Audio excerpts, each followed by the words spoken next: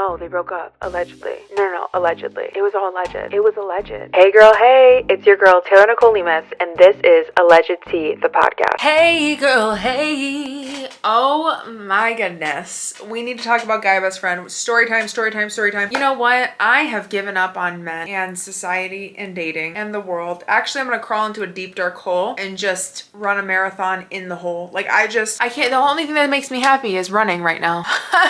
Can you believe that? Anyways, listen to this. Okay, so I posted a TikTok the other day with zero context. Everybody was confused. The only people that knew what was going on were the people that were in my live. So I'm gonna explain in thorough detail exactly what happened. So let's unlock a new character and block the new character all in one swoop. His name is Guy Best Friend, okay? Guy Best Friend is exactly what the name is. He was my guy best friend all throughout childhood, all throughout college. We kind of fell off in college and then confessed our feelings for each other 3 years ago, right before I met Llama man. And then he decided he wasn't ready for a relationship and then I cut him off. And wouldn't you know it, he's back in my life again. He's one of those people that I like to call like a mole rat, or what are those called? A meerkat? Those little rats that like pop up out of the ground, and then I think it's a mole rat, right? When you whack them. You know that game I'm talking, whack-a-mole, Matt, whack-a-mole. He's a mole. Like he's literally a mole. But I constantly am whacking, like I'm blocking him, and then all of a sudden, boom, he pops up again. So anyways, we've always had this like chemistry. Our friendship was pretty much platonic up until 3 years ago, and we confessed our feelings. It was so dramatic. It was so like out of a movie scene. I was like, am I living real life right now? Bitch, I can't even begin to tell you.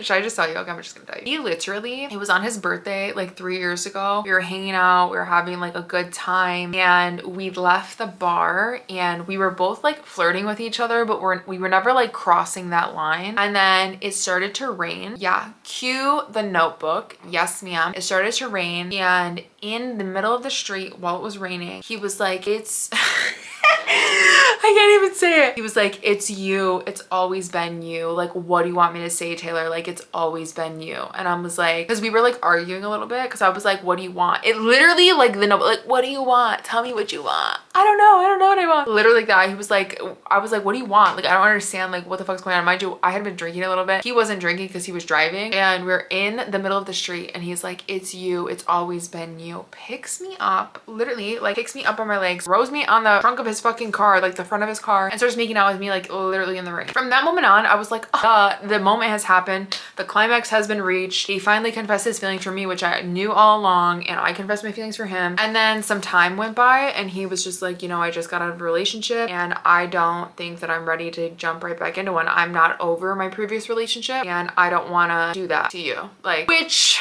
respect, but also like, shut the fuck up. You know what I mean? Like, what was that? Like, it's just been a constant state of what the fuck are you talking about? You know what I mean? So with that little background knowledge, oh, also I would like to add, he has popped up in my life at really random points in time, okay? Like very significant points, but very random. Like I won't talk to him for like a year or two, and then all of a sudden, boom, like when I'm like distraught, not knowing where to go in my dating life, how does he know? It's like he has senses. He has like spidey senses when I'm single and desperate, and he just fucking pops up, okay? It's very fucking annoying, okay? Anyways, so now that you have a little background information on him, I've known him for like 12 to 15 years. So I very much know him as a person. He has no idea I'm making this episode about him, so I really hope he doesn't contact me because literally I'll lose my fucking mind, mate. Anyways, so this past weekend, you're never gonna believe this, okay? This past weekend, I am getting ready to go to my gym friend's party. She's having a get together. Remember I was crying 2 episodes ago about how I didn't have any friends? Surprise, God granted me with a new friend, okay? She hit me up and she was like, hey, you know, I'm having this get together. If you want to come by, bring a friend. It'll be fun, blah, blah, blah, whatever, right? And so I was like, oh my gosh, I'm totally gonna go because I've been wanting to like hang out with new people, whatever, right? While I am getting ready for my gym friends get together, okay? Picture this. I'm putting on fucking mascara. I'm beating my face to the highest of heavens. I'm on TikTok live trying to decide what to wear, when boom, Guy Best Friend calls me. I'm immediately like, mind you, I have him on Snapchat and I have his phone number, but I haven't spoken to him on the phone in 3 years, okay? Since our love confessing rain-fueled fucking notebook events, I have not heard his voice, okay? So when I see on my laptop shocked that he's calling me. I'm like, what the fuck? Mind you, I'm on TikTok live. So I'm like, what do I do? What do I do? What do I do? I answer on my laptop. Mind you, the day that this happened, it was a full moon. Just keep that in the back of your mind, okay? So I'm sitting there and I'm like, hello? He's like, hey. And I'm like, why are you calling me? He goes, what do you mean, why am I calling you? I can't call you. And I'm like, well, I mean, you can call me, but like, what's going on? Like, I don't understand. He's like, well, I'm free right now and I was just trying to see like what you're on and what you're doing today. And I was like, oh, well, I'm going to my gym friend's house. Mind you, we're literally like kicking it on the phone as if no time has passed, as if this is so normal. And honestly, shame on me for that. I should have kept the energy I started with. Why are you calling me? You can't just pick up the phone and call me and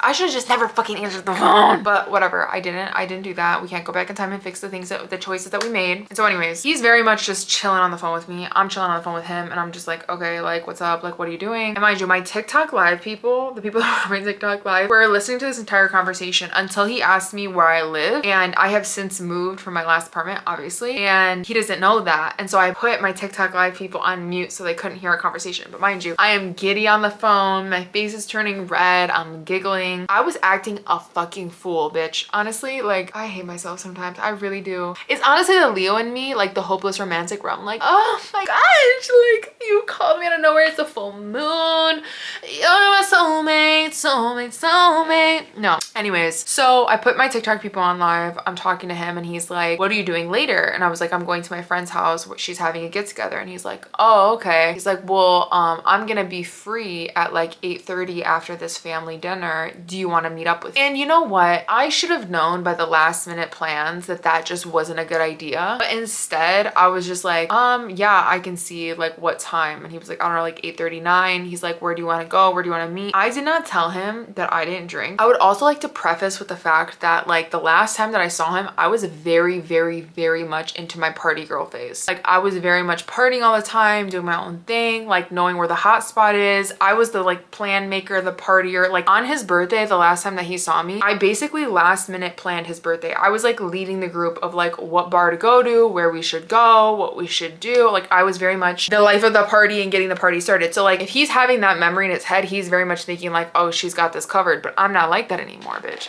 Maybe that ain't me no more. That ain't me no more. So that being said, he was like, oh, like what do you want to do? Where do you want to go? And I was like, oh, I know that you go to this bar because of the last time I talked to him. Do you still go there? And he's like, yeah. I'm like, okay, well, we can meet up there if you want. And he was like, for sure. Like, I just want to let you know that I work early tomorrow though. So like, I can't be out super late. But if you're late to getting there, I'm going to start drinking without you. Okay. Like, and that was my opportunity to be like, hey, I don't drink anymore. But I was like, let me just show up and see what happens. You know what I mean? Like for shits and gigs. So I get off the phone with him. I unmute my TikTok live. And honestly, I like had said to him that I was going, but honestly, I was really thinking and like, should I even do that? Like, is this a good choice for me? So I started debating on what I should do on my TikTok live. Okay. Everybody is telling me don't go, last minute plans. He doesn't prioritize you. Like they were all reading me to filth. But in my head, I was like, it's a full moon. Like maybe I'm supposed to like, maybe times have changed. I don't know what it is about me that think that like, I just see the potential in people and I think that people have the ability to change. But I need to recognize like in my little tiny little fucking brain that 90% of people won't change. Just because I have made changes and I've done the work doesn't mean that other people are willing to do the work. And a lot of people are not willing to do the work, nor do they even want to. Okay. So anyways, this happens, right? And I'm like debating it back and forth. And I'm like, you know what? I'm just going to go to the party, have a good time. If I'm feeling uncomfortable or the party ends earlier or whatever, or I'm not having a good time and I need to leave the party earlier, I'll leave and then meet him up. I don't know until then. And everybody's like, what are you going to do? On my TikTok live,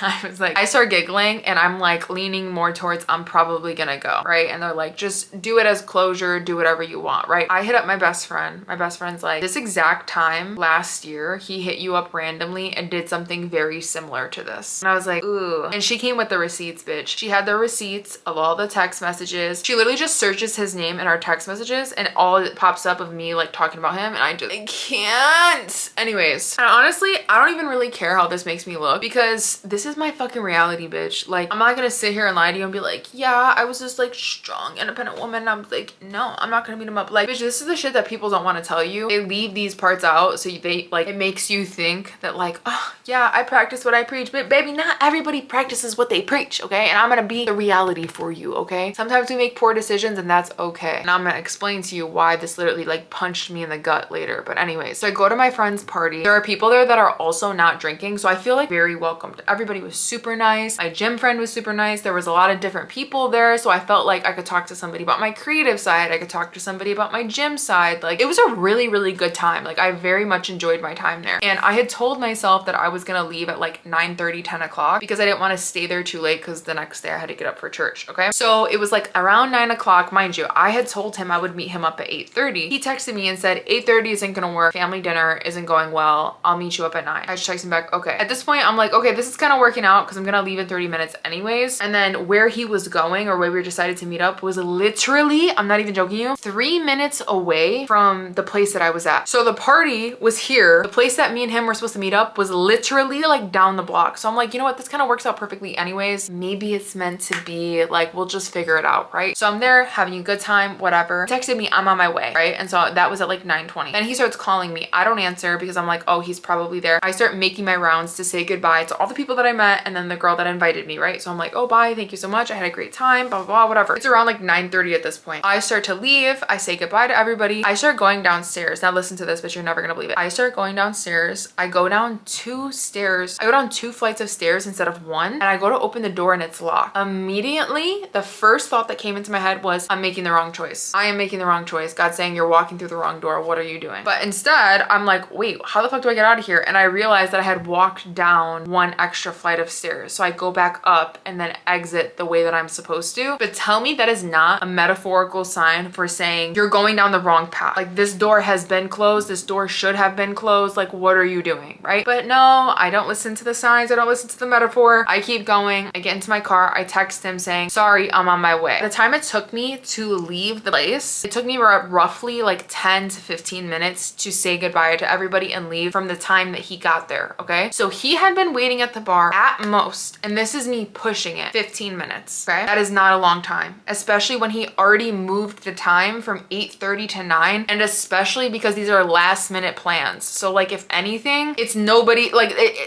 everything should be free flowing, right? So I text him on my way. He doesn't respond. I literally drive 3 minutes. It's a 3-minute drive. If I could show you the maps, it's 3 minutes, okay? I drive 3 minutes. My tires do not even touch the parking lot pavement. Like, my tires literally were touching the parking lot pavement when he texted me, hey, don't be mad. Something came up. I have to go. What the fuck are you talking about? He said something about his family and something came up. He has to go. And I pull into the parking lot. I like turn the wrong way because I'm all like flustered at the fact that he literally just canceled on me. I have him on Snapchat. I have him on Snap Map. I can see his location. He is literally in the restaurant. Like, what? You're sitting in the restaurant. You're sitting in the restaurant and you don't even have the decency, after literally inserting yourself in my life and canceling on me all within 4 hours, to come outside and say, hey, I'm so sorry. I literally texted you that I was here. Why wouldn't you just come outside and be like, well, I could at least say bye to you. Like, let me come to your car, or let me buy you a drink. He doesn't know that I don't drink. Let me buy you a drink on me. Like, I'm so sorry. Like, this came up. It was very bland. Like, sorry, something came up. I have to go do this. Like, what the actual fuck? When I tell you, I was so dumbfounded and shocked, but also pissed off at myself that I allowed this to happen. So I'm literally sitting in the parking lot. I sat in that parking lot for 10 minutes and I'm like, I cannot believe this. I truly cannot believe this. And I truly, honestly think that God stepped in. I truly, honestly think that God stepped in and said, you know what, babe? I gave you 2 options. You made the wrong choice. And now I have to step in to protect you because you're making the wrong choice. What are you doing? You knew better than that. And honestly, like, I couldn't even get mad at him because he's just being who he is and I'm allowing it. You know what I mean? I'm allowing this to enter my life. I could have easily ignored his call. I could have easily said, no, if you want to hang out with me, you got to make a proper time for me. But for whatever reason, I didn't fucking do that. And on top of that, you know, I've been preaching for so long that I'm on this like healing journey. I'm trying to be better with my mental health, my way I carry myself, my emotions, everything. Like, I'm trying to be the best version of myself. And it's like, I get tested and I immediately fucking fail. And so I really just felt stupid. Like, I felt dumb. If I'm being honest, like, I felt literally stupid. I was like, I am the world's biggest dumbass. Like, why did I think something different was going to happen? Why did I think that all of a sudden we were going to be cool, we're going to be friends again, like things were going to be all happy hunky-dory, when that was not the case at all? So I sit in the parking lot for 10 minutes and I'm like, maybe he'll come outside, who knows? I like his message. He sits in the restaurant for an additional like 20 minutes. I left. I checked his Snapchat location on my phone when I got home. He was still in the fucking restaurant. And so I'm like, what the fuck is going on? Like, I don't understand. Like, you literally called me up randomly. You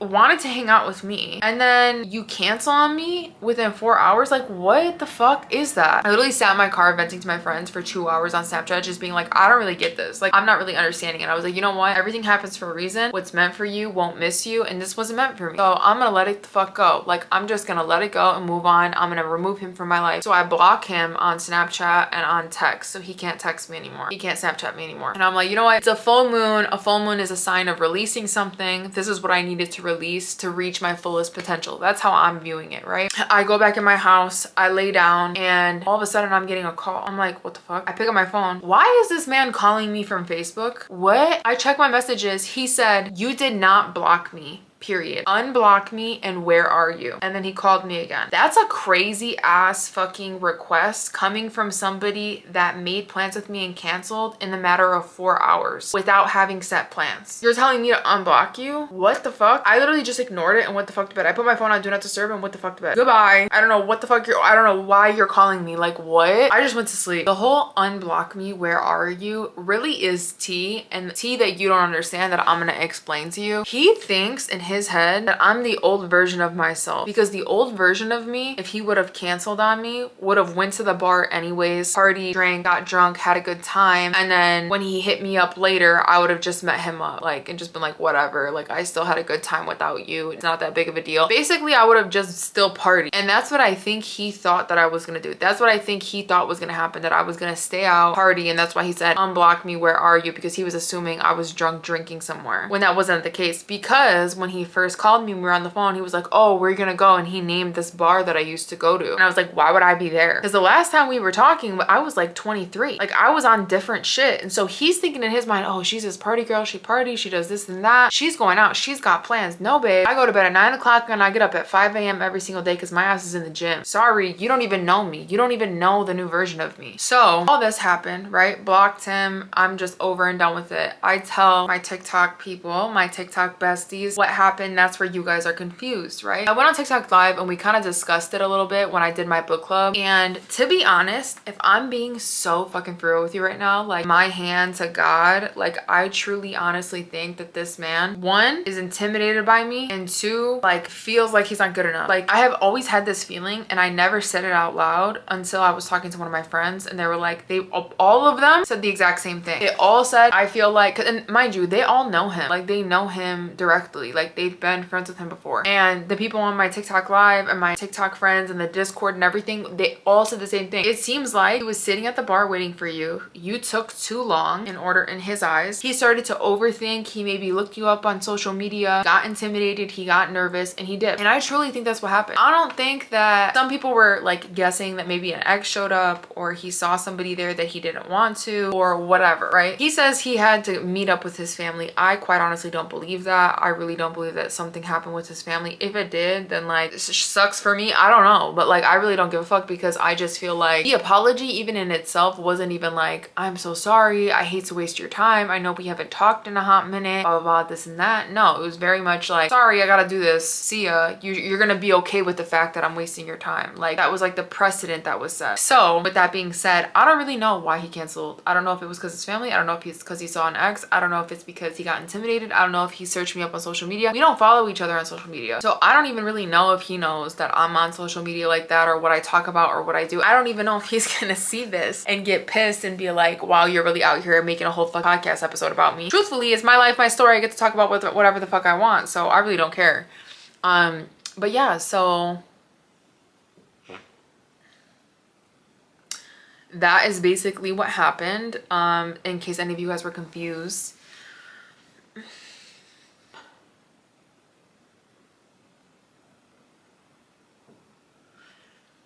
But the point and the reason why I'm telling you all this in the first place is because no matter how many times we try to heal or on our healing journey, we're gonna be tested, okay? And you're not gonna pass every test.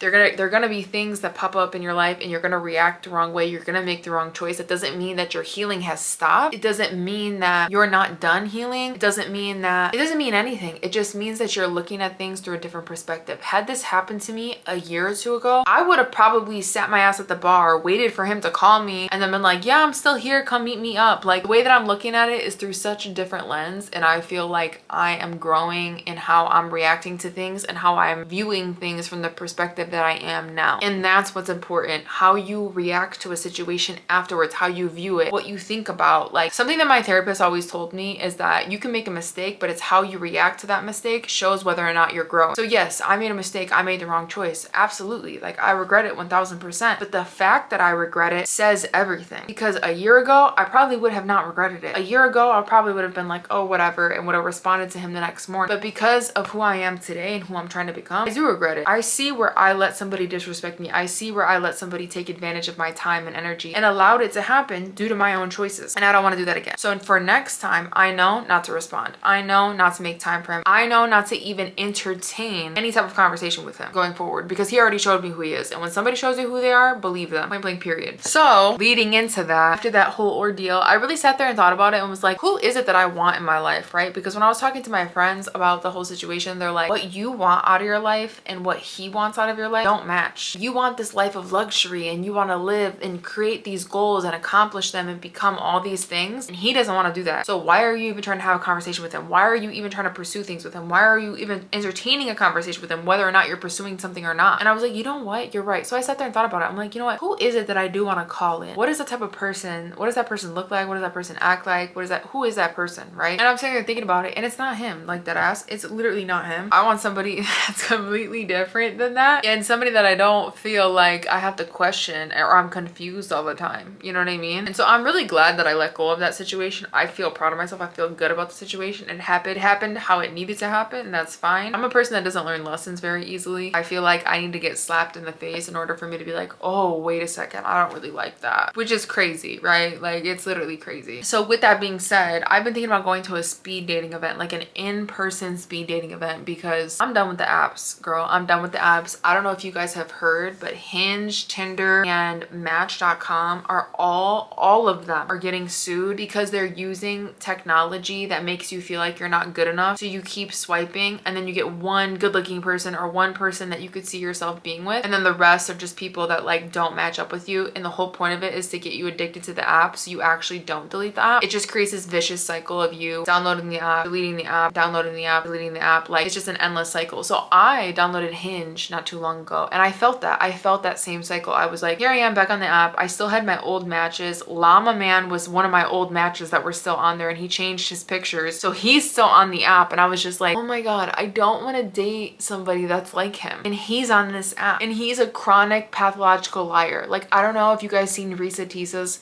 story on Who the Fuck Did I Marry? Girl, the whole time that I was listening to Reesa Teesa's story of Who the Fuck Did I Marry, all I was thinking about was Llama Man. So just to give you a refresher, Llama Man is the one that gave me this silver necklace. Silver Llama. Remember him? He gave me a silver necklace. I only wear gold. He showed up to my birthday party. He called me a dumb fuck. Like, he said he had a car. He didn't have a car. He lied. He had a DUI. This is all alleged. This is all alleged. He allegedly had a DUI. Allegedly didn't have a license. Allegedly got evicted 4 times. Like, this man was a pathological fucking liar. And the entire time that Reesa Teesa was telling her story, I'm like, oh my goodness. I literally could have been in one of that exact same situation with Silver Llama Man, because he lied all the time. And then, bitch, I started thinking about it, and I'm like, did he even have a job? Because Reesa Teesa was like, yeah, he used to call me from his office and fake these conversations, right? And I started thinking about it, and I'm like, he would FaceTime me downtown Chicago, allegedly, but I never saw him like working. He would just be like walking around downtown. And I'm like, now I start having these conspiracy theories, like, what if he never worked at the office downtown that he says that he did, and he just pretended to work there? Because the building wasn't a building that you needed like a key card to get in. I never saw,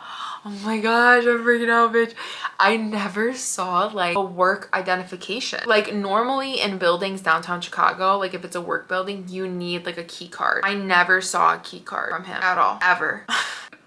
Did I just get Reesa Teesa? I have no idea. Because remember, he lied about his age. He lied about having a license. He lied about having a car. He lied about where he lived. He lied about a bunch of fucking shit, bitch. He lied about getting a DUI. Oh my goodness. You know what? That's scary. That honestly is really scary. But a lot of people are like, what were your thoughts on the Reesa Teesa? I was like, sounds like somebody I dated, like dead ass. And honestly, if I would have stayed in that relationship longer, I literally think that's exactly how it would have played out. That he would have literally like lied to me about a bunch of shit. That one thing that I will never forget about him, I will never, ever, ever forget about him is, I forgot to mention this in one of the stories, but I was thinking about this the other day when somebody asked me about the Reesa Teesa story. Him and I were at his sister's birthday at this like diner or whatever, right? And his family speaks a different language and I'm not familiar with the language. And I think it's very rude for somebody to speak a different language in front of you knowing that you don't know that language and not translate it. I understand if it's like really quickly and then they kind of forget, but if you're having full-blown conversations, you're telling a story and nobody's translating to that person, I just feel like that's so rude. I don't know, maybe that's just me, but like I'm always conscious of somebody that's in the room that's not understanding, even if it's a story they don't know about. Like if one of my friends is sitting next to me and this person's telling a story and it's like an insider thing, I will turn to that person and be like, oh, just so you know, me and her have this thing that we do all the time and that's what she's trying to say. Like I always make sure everybody's included, and I just did not get that at this fucking birthday party. I literally was sitting there, they're literally talking in a different language, the entire family, and they all start laughing and I have no idea what's going on, like no clue. And the only person that noticed it was the sister. The sister was like, oh, he said something like this, and then she tried to explain it and they're already talking about something else, and then she was like, yeah, ha ha ha, and then it's like, am I supposed to laugh now? Like I was just, and then while we were there, Silver Llama Man was talking shit about the waiter because the waiter wasn't like super quick waiting on every hand and foot. You know, honestly, like the more I think about Silver Llama Man and the more I think about Legion from Reesa Teesa, I literally find so many similarities. It's disgusting. Like it's actually scary. He literally would want to be treated like an actual god when we went to a restaurant. Like if we went to a restaurant, he was like, I will never forget this. We went to this like pizza place, right? He's like, oh, can I get